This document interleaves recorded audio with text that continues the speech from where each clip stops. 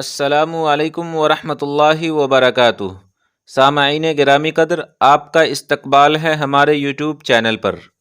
پچھلی ویڈیو میں نے خود انجینئر کے زبانی دلیل کے ساتھ یہ بات ثابت کیا کہ گستاخ رسول، گستاخ صحابہ انجینئر محمد علی مرزا اپنے آقاؤں کی جانب سے ہدایت ملنے پر اللہ کے رسول حضرت محمد صلی اللہ علیہ وسلم اور صحابہ کرام کی مقدس جماعت کے شان میں گستاخی کرتے ہیں۔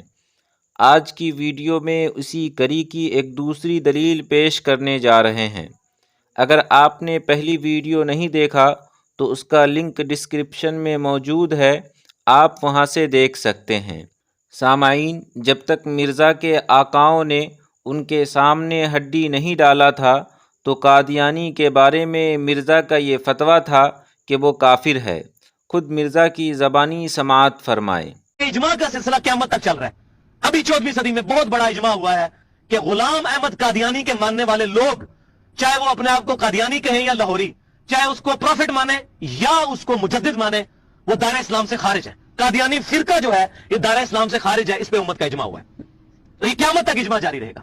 قرآن، سنت اور اجماع یہ تو ایک بنیادی فکس چل رہے ہیں، اور اجماع بھی قیامت تک جاری ہے۔ ابھی یہ 14ویں صدی میں بہت بڑا اجماع ہوا ہے کہ غلام احمد قادیانی دجال کے ماننے والے لوگ، چاہے لاہوری گروپ ہو یا اپنے آپ کو وہ قادیانی کہنے والے ہوں، احمدی ہوں، دونوں کے دونوں کافر ہیں۔ اس میں مسلمانوں کا اجماع ہوا ہے، تو اجماع بھی قیامت تک کے لیے جاری ہے۔ سامعین، آپ نے انجینئر کا فتویٰ سنا، پھر ہوا یہ کہ ان کے آقاؤں کی جانب سے ہدایت ملی اور انجینئر کی رائے بدل گئی۔ اب لاہوری قادیانی کافر نہیں ہے، جبکہ وہ اپنے سابقہ عقیدے پر قائم ہے، اور ساتھ ہی انجینئر کا یہ اصول بھی سامنے آیا کہ جو ہمیں کافر کہے گا تو پھر ہم حق رکھتے ہیں کہ ہم بھی اسے کافر کہیں، اور اگر قادیانی مجھے کافر کہنا چھوڑ دے تو ہم بھی اسے کافر نہیں کہیں گے۔ خود انجینئر کے زبانی یہ سنیں۔ قادیانی وہ ہے جو غلام احمد قادیانی کو نبی مانتا ہے۔ جو لاہوری گروپ ہے وہ بالکل الگ سے ہے، وہ قادیانی نہیں ہے، وہ ان کے 1.0001% ایک فرقہ ہے، اس کا معاملہ بالکل الگ ہے۔